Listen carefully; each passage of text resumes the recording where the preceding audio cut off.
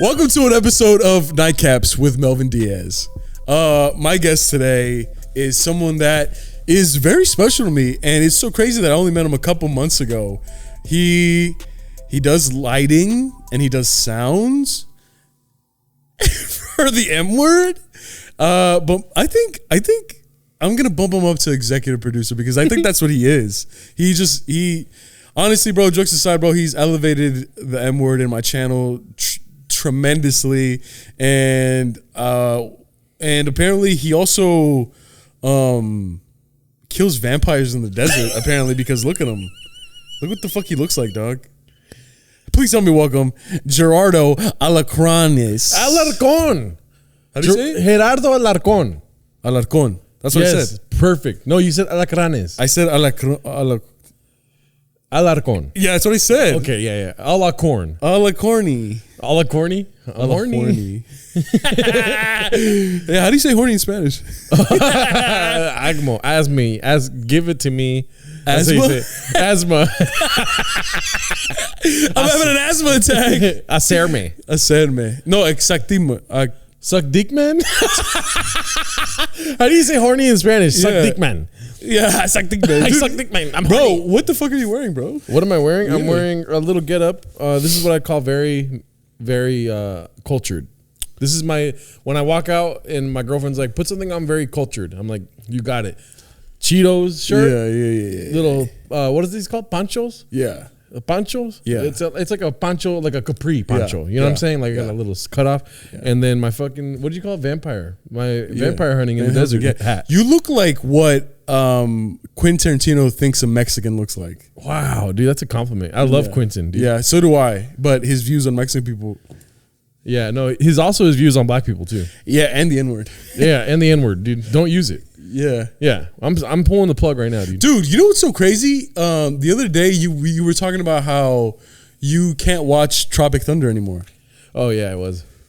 Yeah. Yeah. What movie was I watching that I was like, oh, I can't watch this anymore? I watched a movie recently and I'm like, I can't watch this fucking movie anymore. Which one?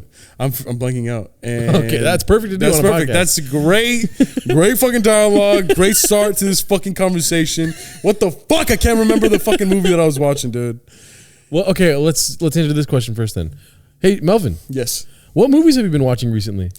That won't help me. Because really? That's literally what I asked myself, and I'm like, what movies? Because I was on a plane and I did watch like 3 movies. The Gentleman, directed by Guy Ritchie, is really good. Mm-hmm.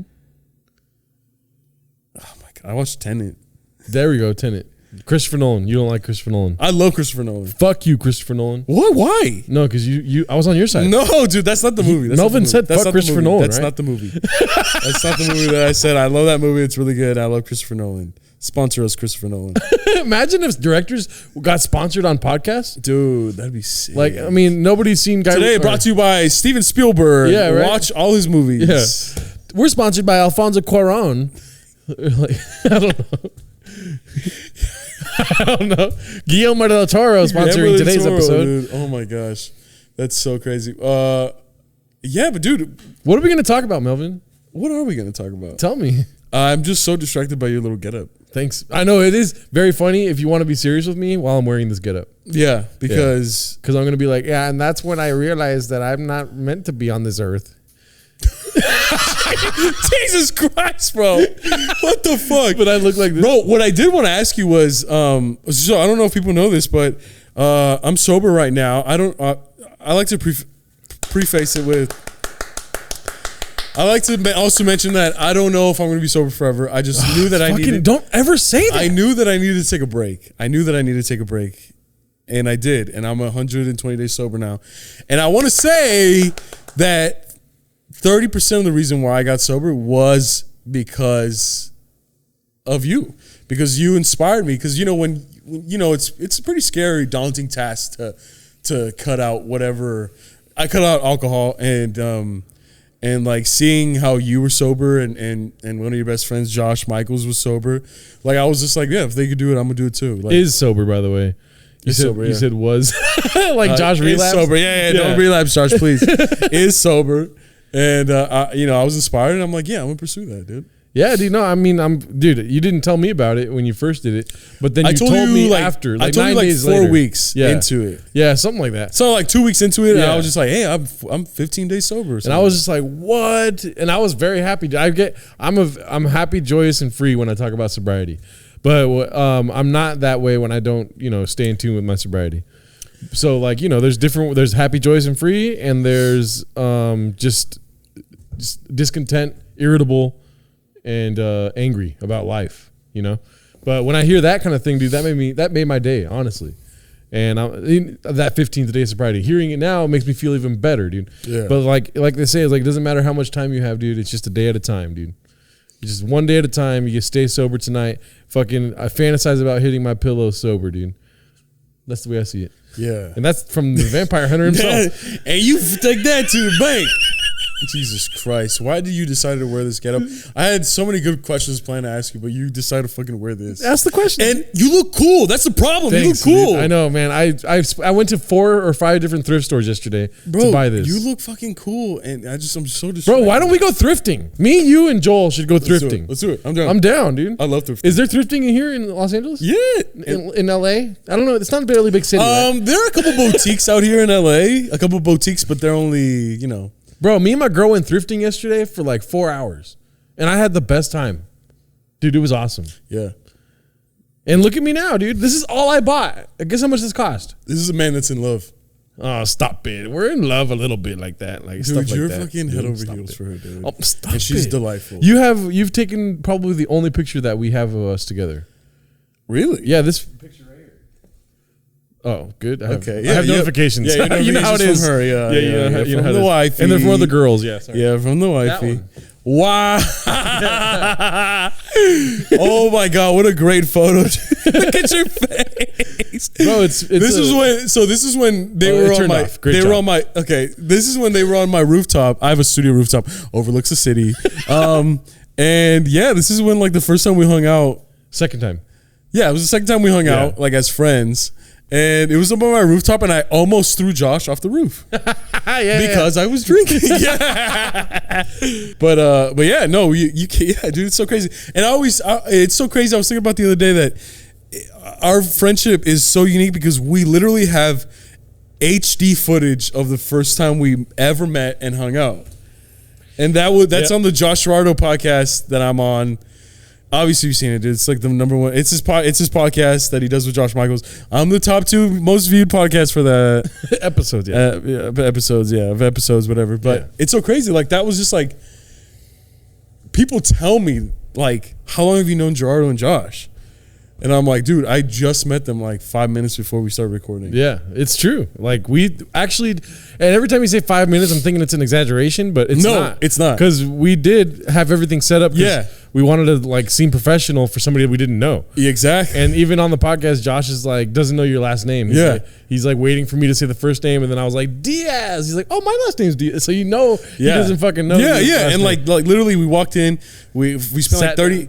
We spent like 30 seconds, 40 seconds. Like, thanks so much for having me. Oh, of course. Well, this is the setup, and da da da da. I went to go take a piss, and when I got out, boom, we started recording. Yeah, dude. It was lightning in a bottle, as they say. Dog, I think about that. Like, I think about that night all the time. Yeah, I mean, me it's too. Like, it's just something about it. It was really dope. Like, and then when you left, me and Josh were talking about it. It was like, damn, I wish we would have got a better guest, or something. And then, but when the episode came out, you did really well. Wow, dude. I was like, damn, I guess you could have got Joel on again or something, dude. He's a fucking great guest. Wow. Shout out to Joel. Shout out Joel. The director Joel of the Romero. You didn't even say his name right on the episode. I said Brandano. Brett, that's not his name. That's his name in my phone. Wait, that's his name on Instagram. Yeah, I know, but his real name is Joel Romero. Joel, why didn't you fucking tell me that shit? Oh my God, I feel like such shit. I was going to say something, but it was like the start of the episode. I was like, just let it go. He's probably going to, and then he didn't correct it. And I'm like, I should have said something. Yeah, what the fuck? I just based it off of fucking your Instagram, dude. No, I did that before. Who's Brandano? It's like Marlon Brando.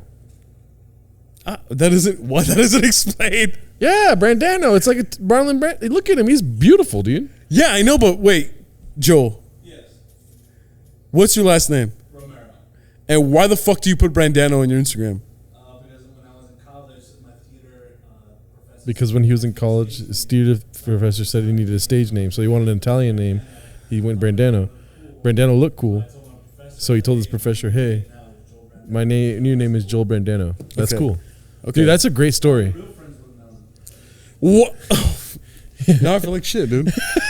I'm sorry, like fucking garbage. See, that's the beauty about doing this kind of stuff. We get to see you feel like shit live on camera. Yeah, because I'm usually put up a really good front, and I put up a perfect, charming front. And you usually do a lot of research, but when it comes to those close to you, you don't really research us, dude. My name's not even Gerardo. Yeah, it's fucking Ger-Bear. It's Ger-Bear. It's Ger-Bear, dude. How did Ger-Bear start, bro? I don't know. Bro, when I was on the podcast, you call me Ger-Bear. But when I was a kid, bro, I'm picking my balls. Can you stop?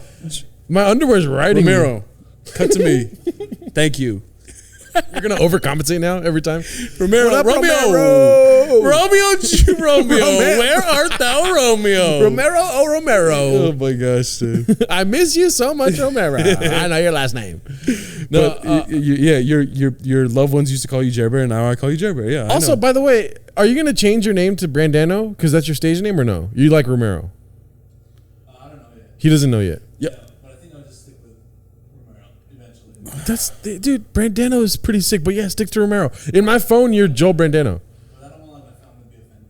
Like, oh, what's wrong? That's right. Yeah, true. Yeah. But they're Jehovah's Witnesses. Bro, speaking of speaking of stage, don't say that. Fuck y'all, dude. Don't say that. Speaking of stage names, dude, I'm gonna throw a couple stage names of mine. All right, hit me. Dog, Ger-Bear, obviously. Ger-Bear a lot, or something like that. So I don't want Alarcon. Gerardo Alarcon. Let's throw that out really quick, you know.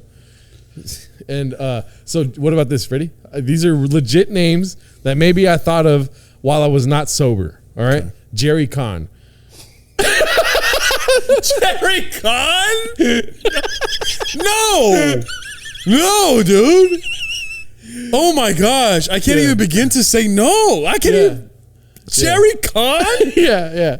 Like C-O-N? Like ex-con or K-H-A-N? Like Khan? No, maybe. Oh, no, I like it even more. Or Genghis Khan? No, but I was not sober. I had to preface that. This Jerry is Con? Me sitting in bed just like stoned as fuck. Like Jerry Con. What should my stage name be? Jerry Con. My name is so fucking long, dude. Both of my names have 3 syllables. Like that's not acceptable in show business. Ger-Bear. Ger-Bear. I mean, I don't know about that though. Gerardo Alarcon. Don't say East. Why did you say East? That's how it's pronounced. What about J-Town, dude? I'm just kidding. That wasn't a real one. That would be funny, right? Joshrardo Al Capone is my Twitter name. That's pretty good, right? He likes it. He's trying not to like it. Dude, I'm trying not to. You had a visceral reaction to Jerry Con. Trying not to kick you out of my studio. Joshrardo Al Capone, dude. Yeah, that one's good. Actually, now that I think about it, the more I think about it, the more I fucking hate it, dude. It sucks so much, bro. Joshrardo. What's the next one? That's it. I think Joshrardo is one of my staples. Gym Rat Jerry. People know me as Gym Rat Jerry. Why? Because I'm a gym rat. What? I am. I'm always stuck in this position where I have to fight for my freedoms, dude. I have the freedom to go to the gym. And I'm a rat. No disagreements there. That's so funny. I'm a rat. No, dude. And then this is my ranch rat Jerry outfit. I'm a ranch rat. It's so hard to say it though. So difficult to talk to. Respect you. I'm sorry. Okay, let's talk about what Melvin wants to talk about. No, let's think of a fucking stage name for Melvin, dude. Dude, Melvin Diaz, dog. That is a great stage name. That's my fucking stage name. Melvin motherfucking Diaz. And at one point I was just like, should I do my middle name, Alexander? Like Melvin Alexander? But then I'm like, nah, fuck it. Is that why you have business cards with Melvin Alexander on them? Yeah, I got those when I was 19. Oh shit, dude. Yeah, and then I tried doing that for like a couple months and I don't know. People were just like, dude, Diaz is cool. And then I was just like, you're right. I should be proud of my last name. And I'm like, yeah, fuck it. Melvin Diaz. Dude, Melvin Alexander. I saw those business cards today and I was like, damn, his fucking manager's name is Melvin Alexander. It's meant to be, dude. No. Now I know that you're out here fucking lying to people, dude. You have a beautiful name, dude. MD. Melvin Diaz. And then my middle name is A, so mad. Oh my God, dude. Fix your mic before we fucking assault you, dude. Fix your mic before. I'm sorry. Are we in my studio? Are we in my studio right now? Or am I in somebody else's studio or home? Or am I renting somebody else's space? Because the last time I checked, this was my studio. Right here's where it says Melvin lost the studio that day. Yeah. Melvin's studio was foreclosed the following week. Yeah. No, seriously, sorry. I wanted to talk about stage names. I was thinking, Joel Brandano is a great stage name. I might steal that from you. Dude, I could steal it. Yeah, so you can go back to his actual name instead of Yeah. that fake name that tricks his good friends. So anyways, sorry. What do you want to talk about? My bad. Oh my gosh, way to just like cut it up like that. Okay, fine, let's do it. Jerry Kahn wants to move on, dude. Jerry Kahn wants what he wants, dude. Jerry Yeah, Kahn, dude. But yeah, I do want to talk about sobriety with you because like, how do you think it affected your comedy? Because I'm kind of worried about that because for the first few years of me doing stand-up, I never drank before a show. And then one day I did a drink-themed show where I drank a couple shots before going up, and I enjoyed how I felt.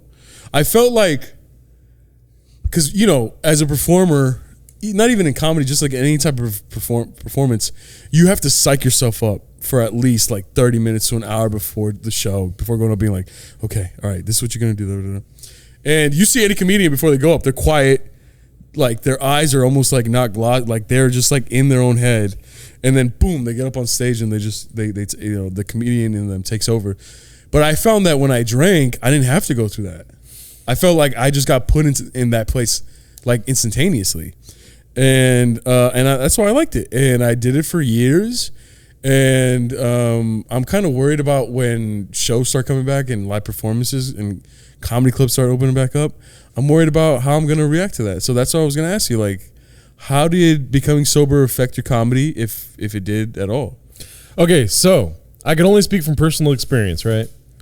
And with this, Also, never raise your hand at me again. I'm sorry. Yeah, I thanks. just wanted to say something, and you were like, you know what I mean? No, but so, anyways, from personal experience, whenever I gave myself an out, I always had that, like in the back of my mind, I need to smoke weed to be funny.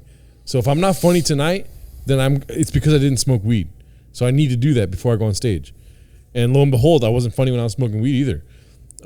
At least my potential. Maybe I was little giggles here and there, but like nothing like what I achieved with sobriety.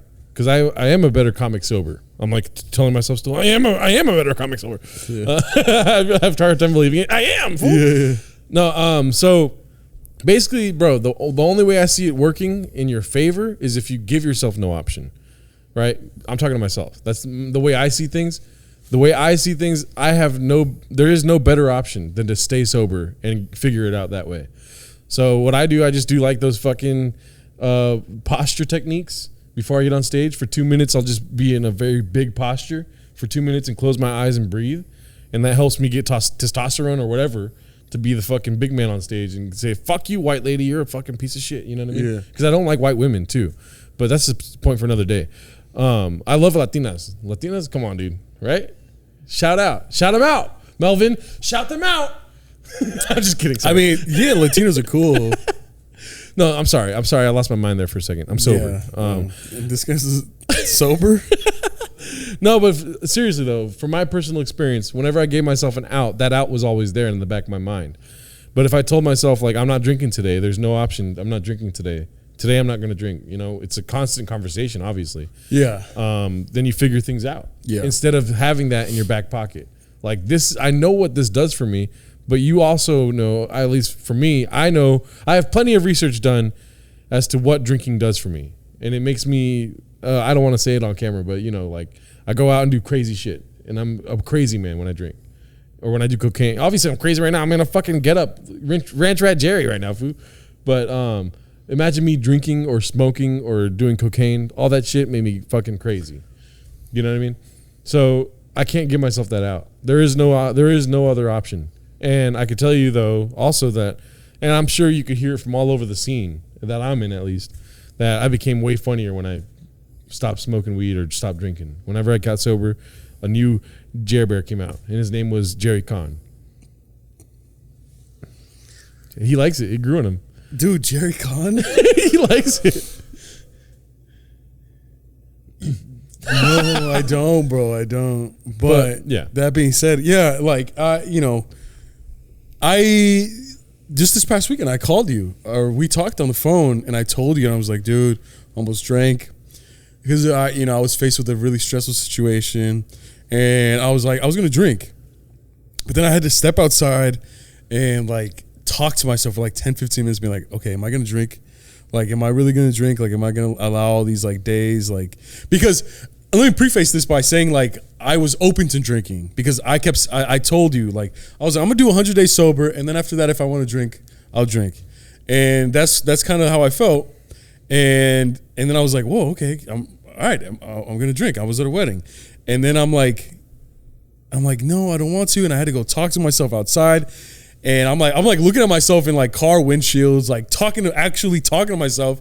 And then I realized I was just like, bro, the fact that I'm even this conflicted and having to step outside and talk to myself for like 10 minutes, that's a red flag in itself. That's a big red flag. So that only means that I should keep being sober.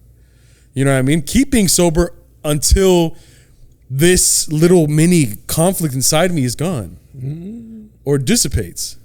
And and I know that like some people kind of get what I'm saying, and some other people who are on your shoes are like, that's kind of not how it works. I'm still learning, you know what I'm saying? Yeah. Like I'm still kind of, I know who I am, but I'm still learning who I am when it comes to me and my relationship with alcohol. Yeah. Like, alcoholism runs through my family, and I was always in high school I never drank, and even in college I never drank. And a lot of people don't believe me, but that's just how it was. And to be honest with you, I didn't start drinking until my comedy started picking up. Yeah.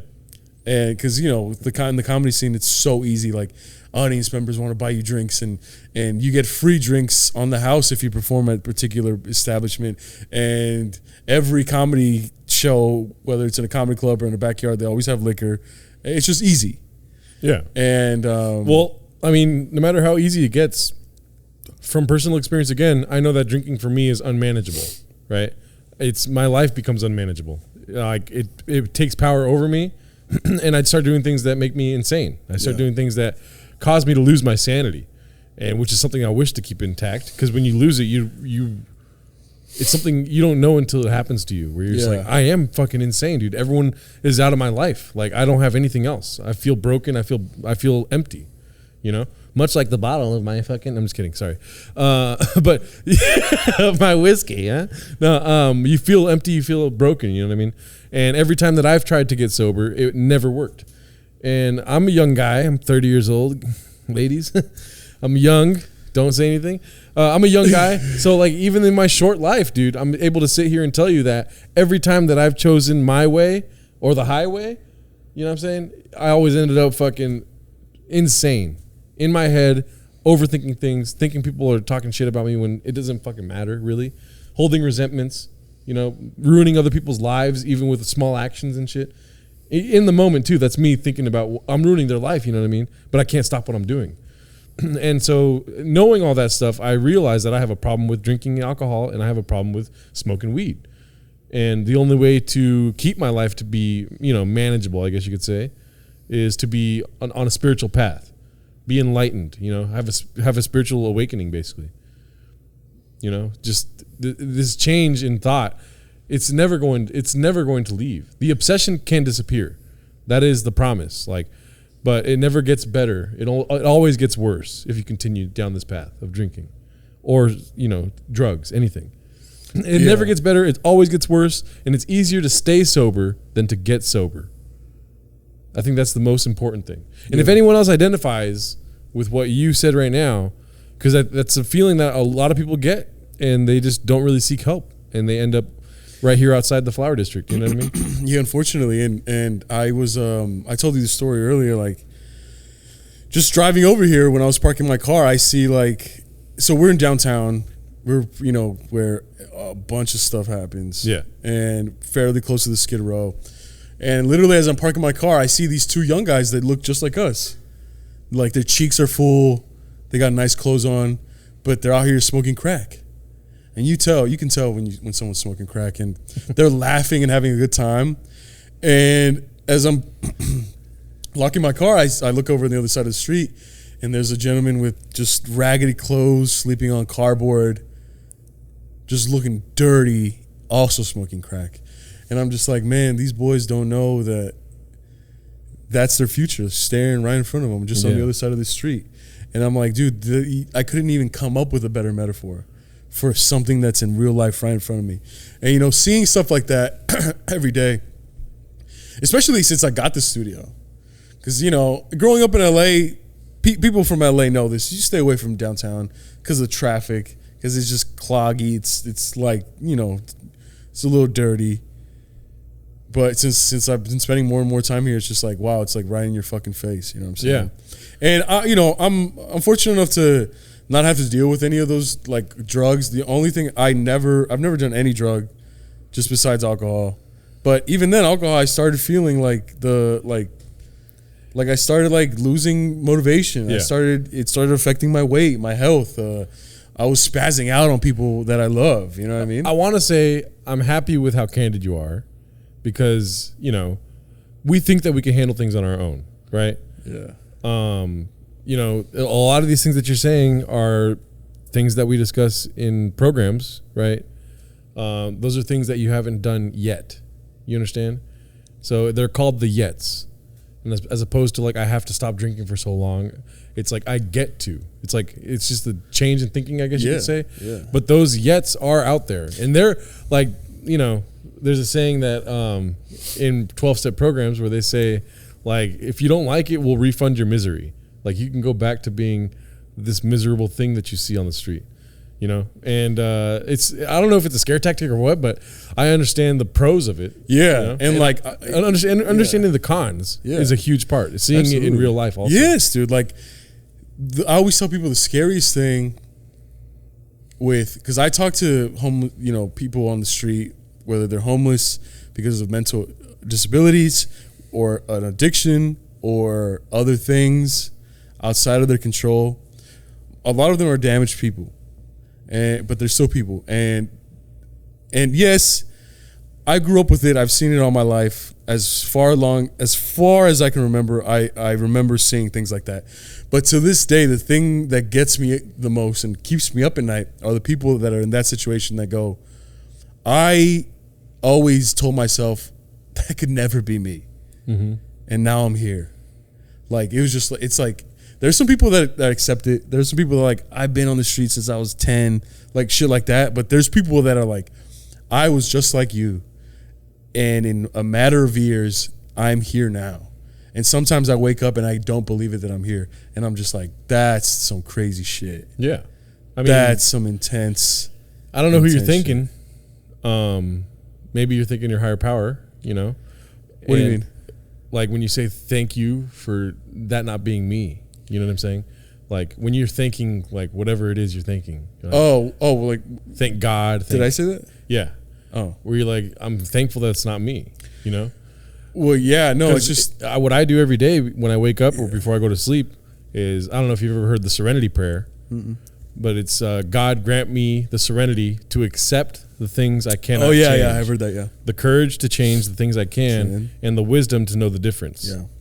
Meaning, I can't change the fact that I'm an alcoholic, unfortunately, you know? And I accept that. And it was not an easy process in accepting that. The courage, because it takes courage to, like, even when we're working on things here with the M-word. Yeah, it took courage for me to be like, damn, I gotta chill. Yeah.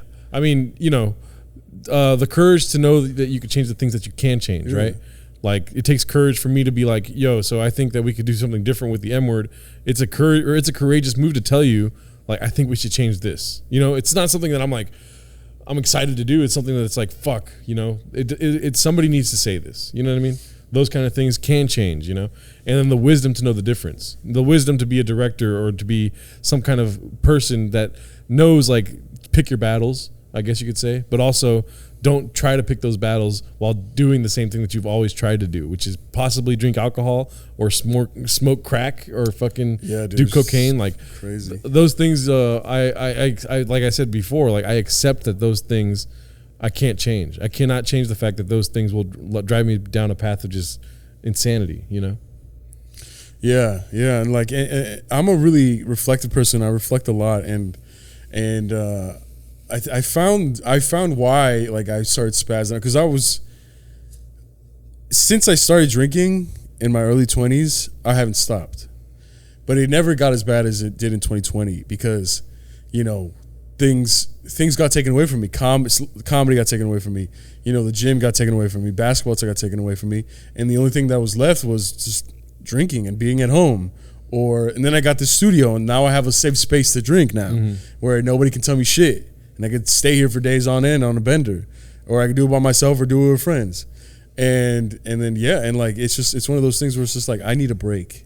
Yeah, you know what I mean? I need a break, and because I haven't had a break since I started, so I don't know. What I think is like maybe when I start drinking again, or if I start drinking again, I'll know for sure. You know, something that was powerful that was said to me, and it may not carry the same power right now, but it was powerful to me, and maybe I was in the right state of mind, but somebody told me that I'd never have to drink again. And for some reason, that stuck with me. And it's true. It's like, we don't need to drink, dude. Yeah. As humans, it's not necessary for us to drink. You know? Like, you're hilarious, dude, even in the last 120 days. You know? Yeah. So if that's something that you're worried about, you don't have to drink again. And it hit me hard when I heard it, and it was from somebody I didn't even fucking know, dude. You know? But just knowing that that's also an option. Because normal people don't think that way, dude. Yeah. Normal people never think to themselves like, I'll be able to drink one day, you know? Alcoholics think that way. Alcoholics think that they can drink like a gentleman, you know? And it's the great illusion for every alcoholic that they're able to drink like a gentleman. And for some, it's just not the case. And if you wish to, then we'll refund your misery, basically. Yeah. Damn. It always gets worse, never better. Wow. Okay. Guess I'm an alcoholic. Guess I'm an alcoholic. No, I mean, you know, I'm trying not to call you an alcoholic because that's illegal, basically, in the world of alcoholism. Yeah. The only way you know if you're an alcoholic is if you yourself proclaim it. And I say it not very happily at first, but now I kind of wear it as a badge of honor that I am an alcoholic, dude. I'm not like normal people. Yeah. And I've always wanted to be that way. I always thought that I was unique, dude. I always thought, like, if I fucking take this bong rip and drink a whole beer and then let the air out, like, I'm superhuman, dude. You know what I'm saying? Like, and that was my thinking, bro. Like, that's legit me in my old room in Sherman Oaks trying to get as stoned and drunk as possible all at once and then regretting it immediately afterwards and looking at myself and saying, like, what the fuck was I doing yesterday? I'm going to do the same shit tonight. You know what I mean? And at a certain point, you just lose control of it. You're not in control of what you're doing. I'm sure you didn't want to have arguments with your significant others at the times that you did when it got bad and stuff, you know? I didn't want to do that when I did it to my significant others, you know? The people around us, we don't realize that if we're not ruining their lives, we're making life harder for them. Yeah. You know? Yeah. And ruining your life, I'm an extreme guy, dude. I'm wearing a fucking hat and a goddamn poncho. You know what I'm saying? Like, I think in extremes and it helps me stay on this sober path. You know, like, because honestly, with coronavirus, I wanted to drink again, dude. Out of nowhere, I wanted to drink again. Like, I told you before, like, my girlfriend and I were at Rufo's. Shout out, dude. Fucking bomb ass food in Claremont, dude. Oh yeah, Joel loves Rufo's, dude. It's amazing. We should go soon, bro. We should go to. Yeah, you said it last time. Yeah, but you said it again. You live 3 hours away. Yeah. No, but anyways, we were at Rufo's and she got wine. You know, they have a great selection of wine. I wouldn't know. You know what I'm saying? Okay, fool. He's trying to get he's trying to get his next sponsored, his next meal comped. No, but we were at Rufo's. She had wine, and I looked at it, and I thought to myself, like, I could grab that right now and just fucking take a drink real quick, and she'll be happy. I know she would be happy. She's a normie. She doesn't. Oh, I could finally drink with my boyfriend. You know what I mean? Yeah. Like, but that thought going through my head, it's one of many thoughts, but it was one that I was like ready to pull the trigger on, dude. And just like thinking to myself, like, why would I do that? Why would I ruin everything that I've worked on right now? Yeah. You know? Yeah. My relationships, that my whole persona basically now. Yeah. I did this on purpose is about sobriety. And you know what's scary? The thing that I found scary, and you know what? I'll say it, bro. I haven't told this to anyone. What scares me the most is when I tell my loved ones, even the ones that I got into an argument with because of my drinking, my friends, you know what I mean, that I was really mean to when I was drinking, unnecessarily mean to. Even when I tell them, like, yeah, I'm taking a break, I felt like I need to, and I felt like it was kind of becoming a little out of control. They go, really? I don't think that. No one sees that. Everyone's like, really? Huh?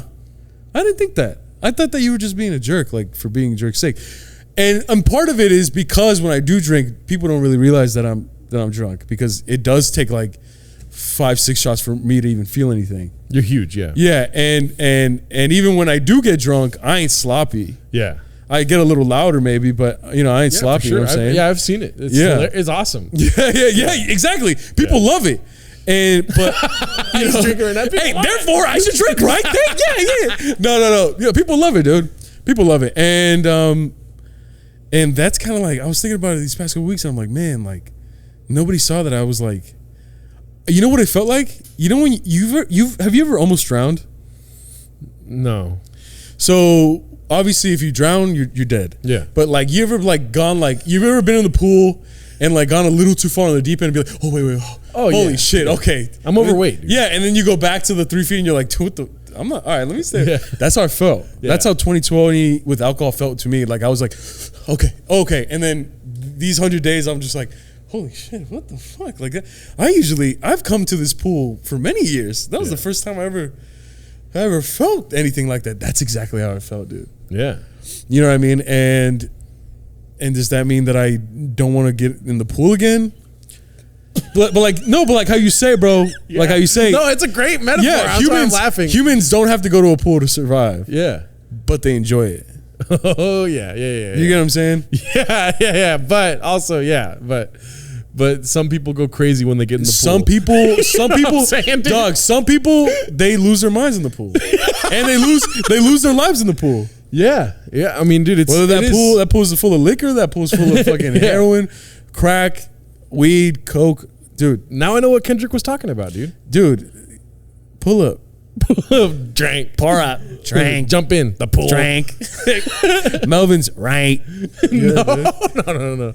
I wouldn't say you're right. I understand where you're coming from. Yeah, that's just how I'm not saying I'm right either. I'm just describing the feeling. Yeah, and the feeling is a similar feeling that a lot of alcoholics feel, right? Yeah, and what I mentioned before is like, as entertainers, it's very easy to hide that. Like if you're an accountant or you work at Chipotle and you show up drunk as shit, 9 times out of 10 you're gonna get in trouble or you're gonna get fired. Yeah.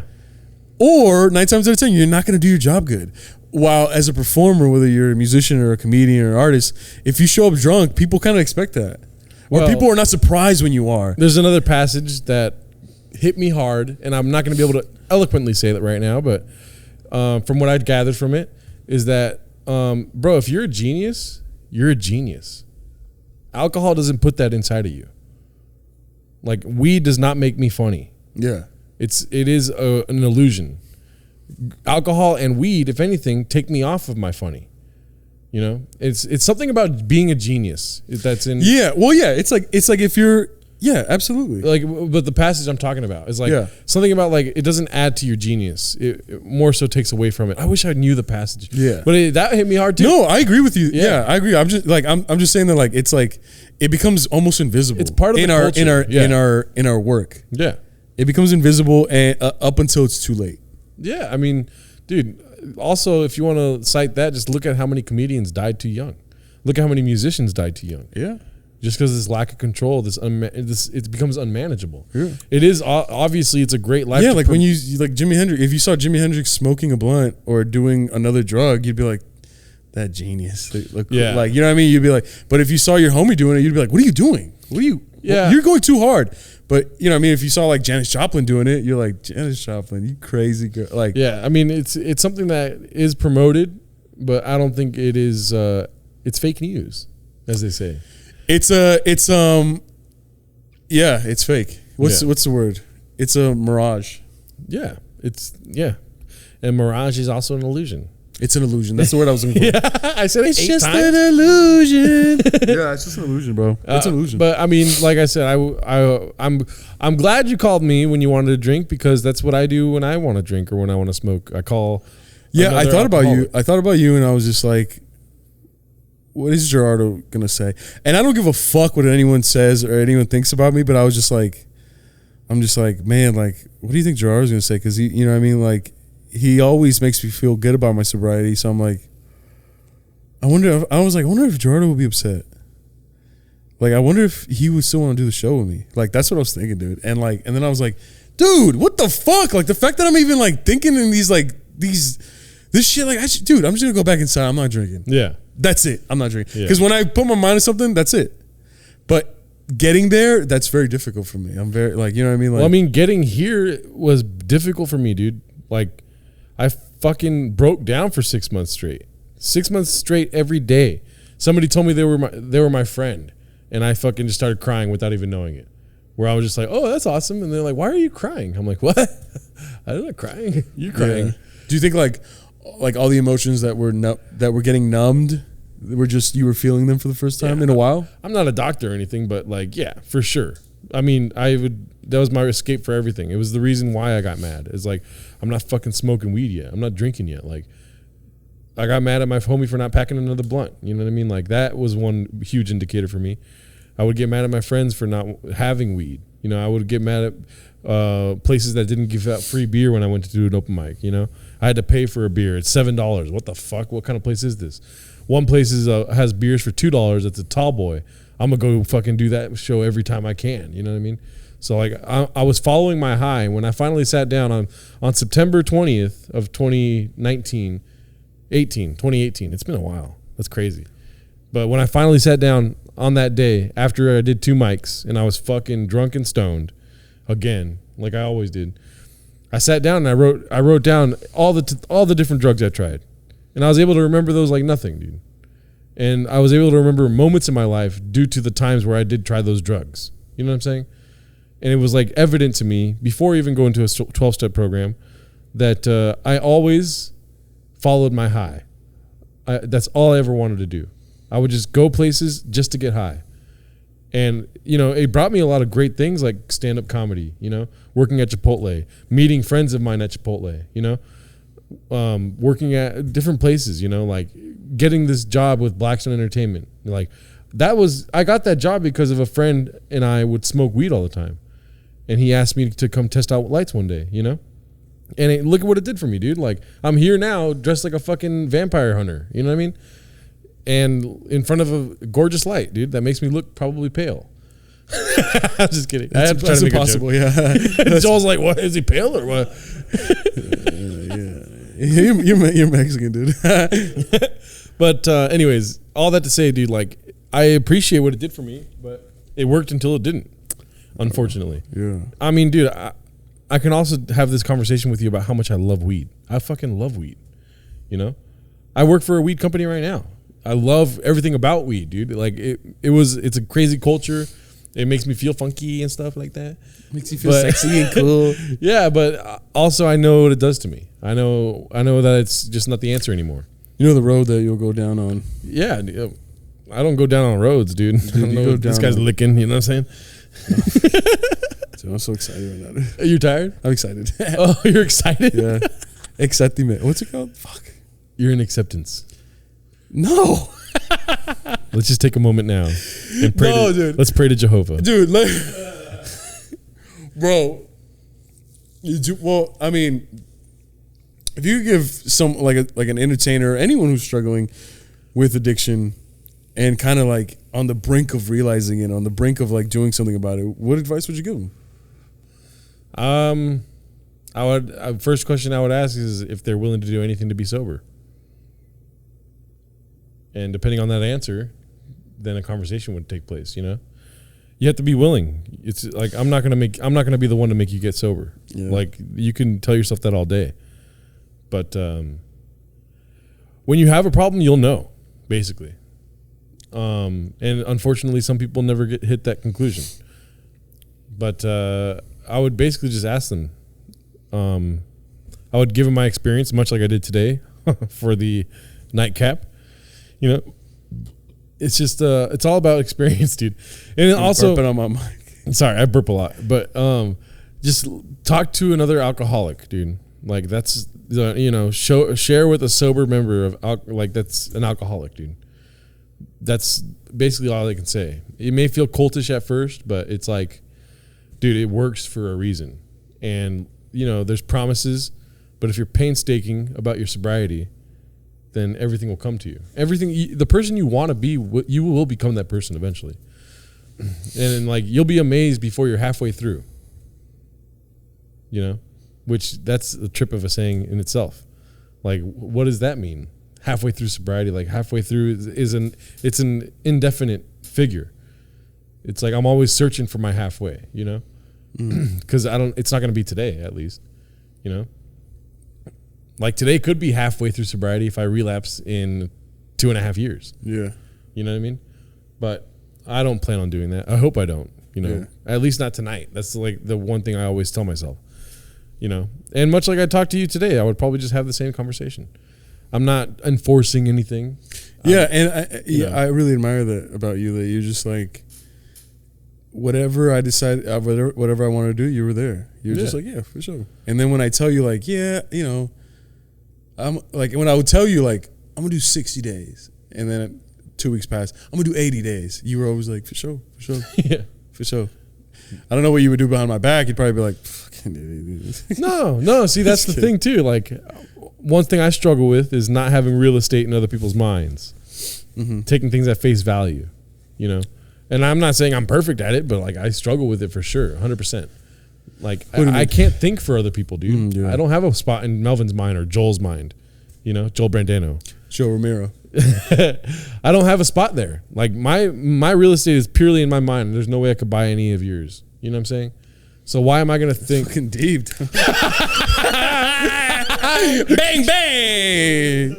Damn, dude. You know what I mean? I can't. I don't know what Melvin's thinking. Yeah, Melvin doesn't know what Gerardo's thinking. Yeah. And I sleep easier at night thinking that. There's times where maybe, as a comedian, you think like, well, will the audience like this? Will the audience like that? And I'm even trying to cut that out, dude. It's like, just be yourself, dude. And if you get canceled, fuck it. Well, I'm not trying to get canceled, though. I'm trying to get canceled. Yeah, I'm trying to get canceled. Dude. Oh, tell me about your little tat. You want to show the people what you got going on? Hi. My name is Jerry. Jerry Khan got a tattoo right here on Jerry Khan. Well, what does it mean? What is it? It's for my grandpa because he passed away in January of 2020. It's he was born 1940 and died in 2020. And my last name is Alarcon, which is a derivative of alacran, which is scorpion in Spanish. Am I correct, Joel? Alacran, yeah. Alacran is scorpion in Spanish. Yes. Alacran. Yes. Is Scorpio. Scorpion, yes. But my dad comes from the land of scorpions, basically. Yeah, which is? Durango. In? Mexico, dude. Jesus yeah, Christ. Mexico. Durango, dude. No one in America is going to know Durango. They're going to know Mexico. Oh. Mexico. But you have a large Mexican audience. I do have a large audiencia mexicana. Yeah. Yeah, I mean, I'm going to get my grandma died 5 months ago, so I'm going to get a tattoo for her next month. Wow. What are you going to get for her? So basically, the reason why I got the scorpion is for my last name, and it's, my grandpa's, name. Like yeah. I don't know. It means a lot to me. Growing up, I saw a lot of scorpions everywhere, dude. Like, meaning, in like those glass vials. Oh, okay. Like everything. Their paperweights were scorpions. There's a clock with a scorpion on it. Like, I don't even know where those are anymore. But I remember that, like, just tripping out on them all the time. Because when you turn those things, they look crazy. You know what I mean? And anyways, for my grandma, though, I went to Florida with my grandpa for a month with my grandma and grandpa. And she told me a bunch of stories about my dad. And like they were hilarious. And I just remember that one day where she was telling me all these stories, And so I want to either get a burning house here or a diamond in between the scorpion's hands. Because she was telling me about the story that my dad accidentally burned down their house in Durango because he was playing with matches. But the way she told me the story is just funny as fuck. Like that's a sad story, Gerardo. I know, fool, but it was funny, you know. I was talking to myself. Anyways, the diamonds, the diamonds. I wanted to get a diamond for my grandma because she was telling me she was basically venting about my younger dad, right? And she told me a story about how she had a diamond in Mexico, and like my dad ate it, and so she had to dig through all of his shit to find the diamond again. Did she? Yeah.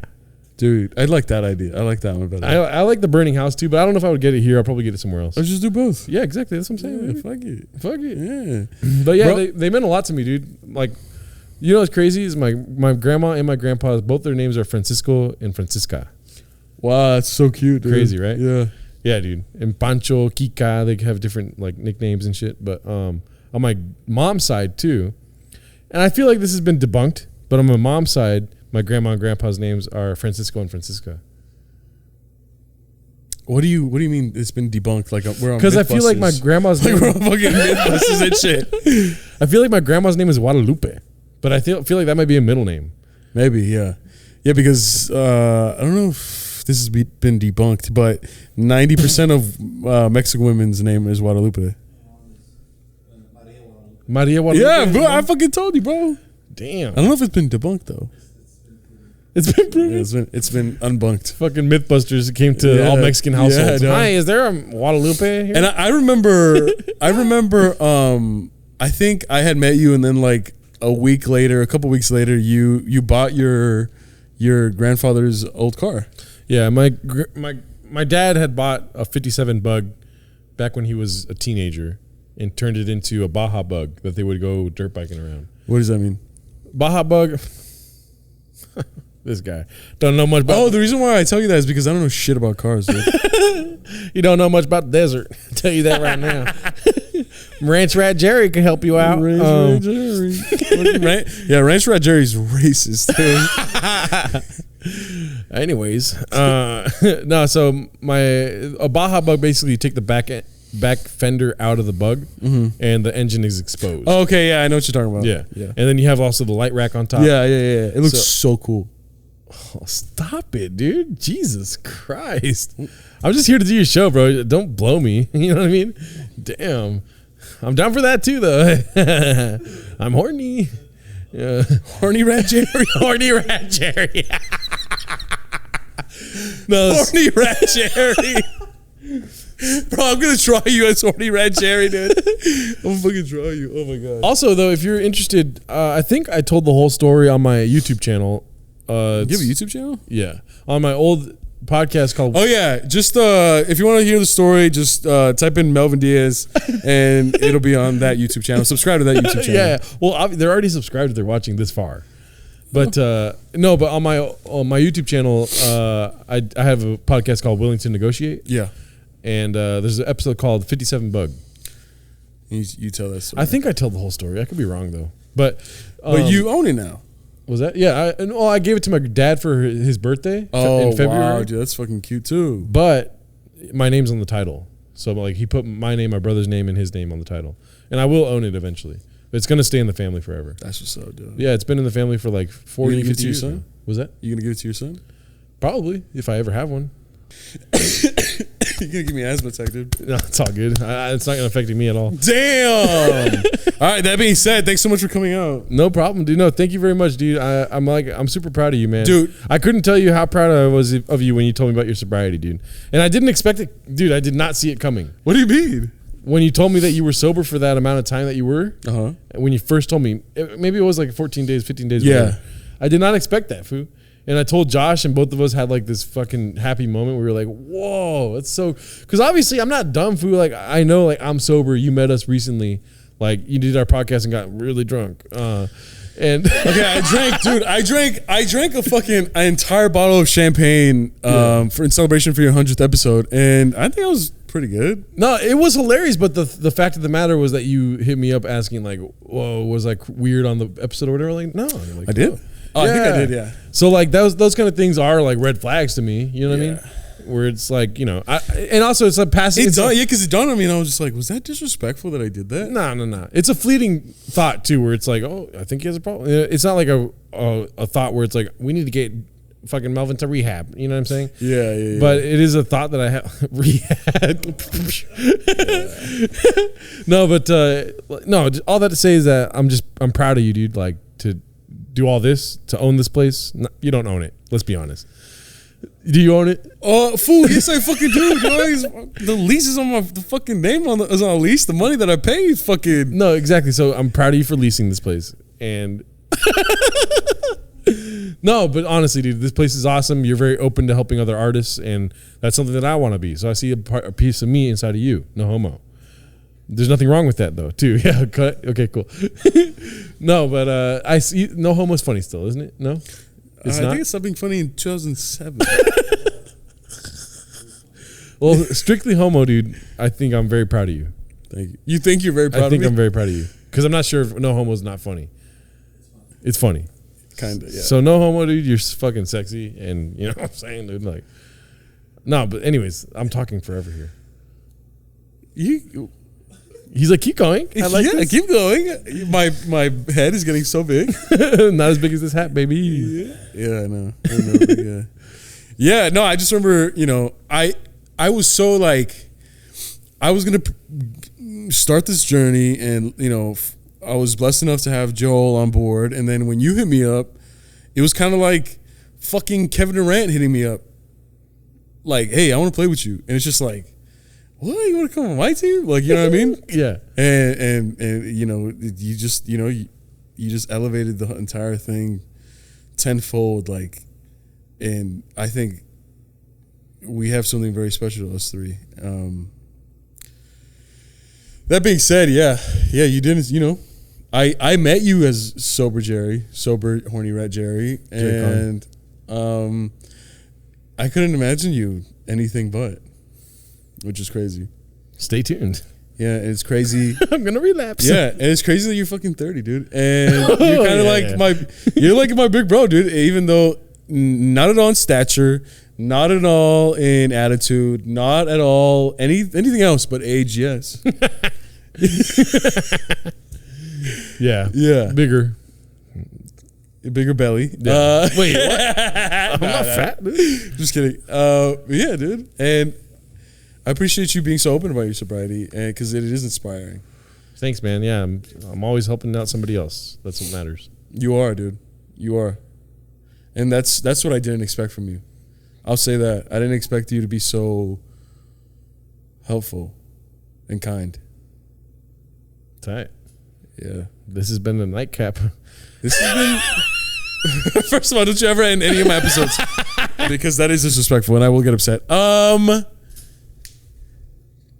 Gerardo Alarcon, dude. It's so Alarcon. And you no, because you say Alarcon. Jerry Con is so easy. Jerry Con. I want to thank Jerry Con. Oh my God, that's gonna be terrible. I want to thank Jerry Con.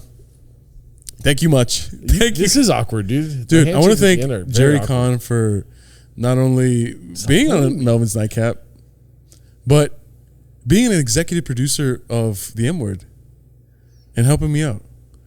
And inspiring me to be sober for the moment. Let go. And there's just no more words that I can say about you, dude. I want to thank Melvin for letting go of my hand. And thank you for having me on the Nightcap. You can follow me at GELOLDO. You're welcome. And on my old podcast, Joshrardo. You're welcome. Yeah, and then catch me on 3 episodes of Joshrardo, which are the most viewed. So what can I say, dude? Yeah, they're all top 10, I think. 2 are top 2, and then the third one is top 10. Yes. Yeah. All right, that's a wrap. That's another episode of Melvin's Nightcap. Dope. Peace.